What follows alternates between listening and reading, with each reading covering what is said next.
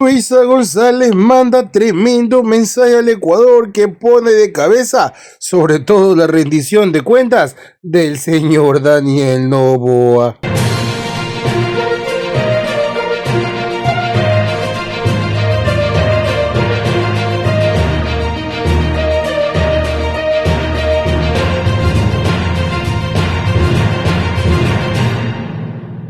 Y la abogada, la señora Luisa González, reaparece precisamente para mandar un mensaje a la nación explicando precisamente qué es lo que debe y cómo el pueblo debe tomar esta rendición de cuentas del señor Daniel Noboa y exigirle cuentas de verdad y no las que él quiera venir aquí a mentirnos, porque la tónica del país es que todo ha empeorado, no como lo quieren comenzar a vender desde muchos ministerios, desde muchos medios sesgados por el gobierno. ¿Qué digo sesgado? Pagado, porque no lo hacen por convicción, sino lo hacen por el billete, y esta es una cosa que ya conocíamos y por esto y más. Ella es muy frontal y deja esto descubierto ante el país. Por eso y más, aquí tu amigo Jorge Bonilla en tu espacio de Face Press ha recogido sus expresiones y voy a contártelas de primera mano para que sepas qué ocurre con esto. Deja tu like, comparte video, suscríbete a YouTube, síguenos en las redes. Revisemos el tema. ¿Cuál es la verdad sobre el empleo en el Ecuador? 24 de mayo. Noboa da su tercer informe a la nación. Veamos. El empleo es mucho más que el desempeño de una actividad laboral. Es la construcción de la dignidad, de la autoestima, de la valoración, de sentirse realizado como persona. Es el medio para sacar adelante a la familia. Por eso, no hablamos de cualquier empleo, sino del empleo digno y adecuado. Sin embargo, en nuestro país, el empleo adecuado, aquel con contrato formal, afiliación al IES y al menos el salario básico, sigue estancado. Se mantiene prácticamente en el nivel que estuvo cuando salíamos de la pandemia, es decir, son 5 años perdidos sin que el gobierno dé señales de mejora en la creación de empleo. Actualmente, 6 de cada 10 trabajadores se encuentran en el sector informal. Trabajan en condiciones precarias, atrapados entre la incertidumbre y la inestabilidad. Y esto ocurre por la falta de oportunidades. Oportunidades que el Estado tiene la obligación de crear y que para este gobierno solo ha significado otra promesa incumplida. No se puede hablar de recuperación económica cuando la mayoría de las familias sigue lejos de poder cubrir sus necesidades, cuando los jóvenes no encuentran empleo adecuado y cuando emprender se ha vuelto un acto de resistencia frente a la inseguridad, la falta de crédito y el alto costo de la vida que se profundiza con el constante aumento del precio de los combustibles, principalmente la gasolina extra y ecopaís, que es la que consume la clase trabajadora, el diésel, que impacta sobre el sector productivo, pesquero, agropecuario, industrial y mucho más. Nuestro país tiene los recursos, tiene el talento, tiene la gente trabajadora y digna para construir un futuro mucho mejor. No nos falta capacidad, nos falta un gobierno que sea a la altura de lo que nuestro país merece. El pueblo ecuatoriano es mucho pueblo para tan poco gobierno. Hablemos de corrupción y recordemos estas palabras. Cuando no hay corrupción, el dinero sí alcanza. Y entonces, reflexionemos. ¿Cómo es que antes el dinero alcanzó para hacer carreteras, hospitales, escuelas, universidades, becas, vivienda, centros de salud, UPCs, equipar a la policía y a las Fuerzas Armadas, pagar a las alcaldías y prefecturas y muchísimo más? Y hoy ni siquiera alcanza para dar mantenimiento a las obras que les dejamos hechas. Y tomando las palabras de Noboa, hablemos de corrupción, porque claramente no está alcanzando. Veamos un caso de tantos. Progen. Fiscalía está investigando, pero resulta que en su mayoría ha vinculado a funcionarios operativos y técnicos. Pero ¿qué pasa con todos los que realmente tomaron las decisiones? Veamos. Algunos técnicos de mediano y bajo rango de Seleg y Termopichincha han empezado a revelar a través de sus abogados cómo fueron las negociaciones con Progen, que según lo escuchado en la audiencia siempre fue un proceso dirigido a nivel de ministerio, gerencia de Seleg y Termopichincha, y que desde esas jefaturas obligaron a los miembros de las comisiones técnicas, hoy procesados, a la firma de informes falsos para concretar el pago millonario anticipado a Progen.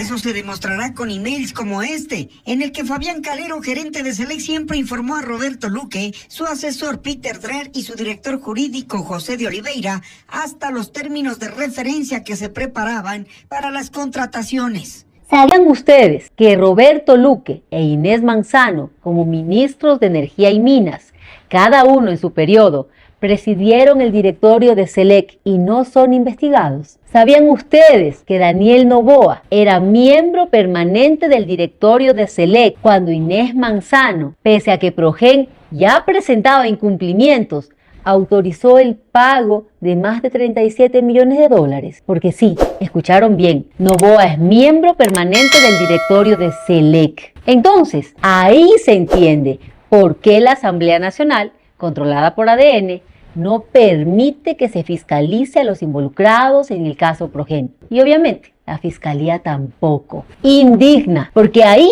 están los recursos para seguridad, para las obras, para comprar las medicinas, para arreglar las escuelas, para las becas, para las carreteras. Ante esto, no podemos callar. Debemos exigir que los responsables caigan.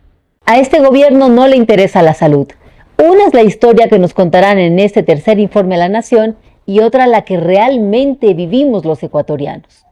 Hablar de salud en nuestro país es hablar del abandono a la madre que lleva a un hijo enfermo en sus brazos, que escucha su llanto mientras implora que lo atiendan, que lo salven, para que de la forma más inhumana terminen entregándoselo sin vida en una caja de cartón. Es hablar de los enfermos renales que mueren por falta de pago a las dializadoras, de los enfermos de cáncer y muchos más casos. Es hablar del gobierno indolente que invierte menos en donde más se necesita. Mientras el año pasado, para este mismo periodo, el gobierno invirtió 56 millones de dólares en la compra de medicamentos, en este año ha invertido apenas 35 millones. Es decir, se redujo la inversión en un 37%.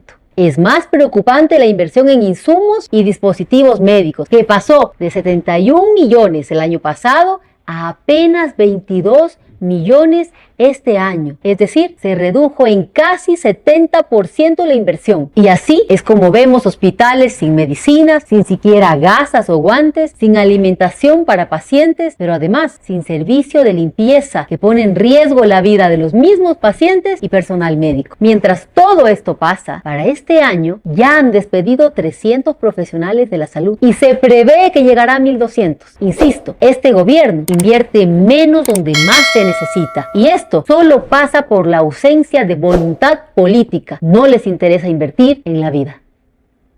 Este 24 de mayo Noboa da su tercer informe a la Nación, y estas palabras hoy están más vigentes que antes. Y nos volvemos a encontrar en este mismo espacio 15 meses después, con una gran diferencia, que hoy ustedes saben que todo lo que diga el candidato Noboa es mentira y no lo va a cumplir.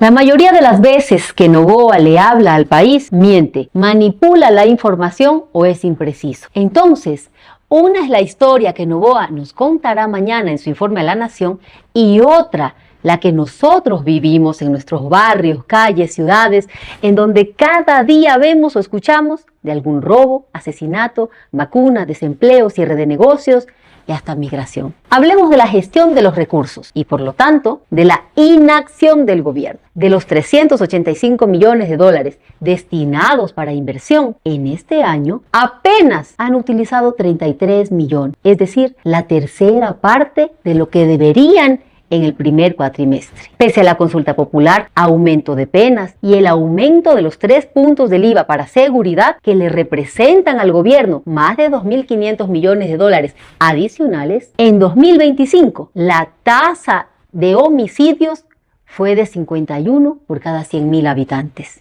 6 de las ciudades más violentas del mundo están en nuestra patria. Nuestro país es por tercer año consecutivo el más violento de la región. Ahora, seguridad no es solo hablar de armamento, del combate policial y militar contra el crimen, sino también de la construcción de la paz. 40% de la población carcelaria son jóvenes entre 18 y 29 años, que además la gran mayoría no pudo graduarse del colegio. Estas cifras revelan una realidad dramática. Nuestro país está perdiendo una generación entera. Mientras miles de jóvenes mueren víctimas de la violencia, otros terminan absorbidos por el crimen. La única solución es una política de seguridad integral. Los ecuatorianos no merecemos ni queremos un país de cárceles y cementerios. Soñamos con un país que genere empleo, industria, turismo, deporte, cultura, que construyamos escuelas, universidades, hospitales, carreteras, oportunidades para todos.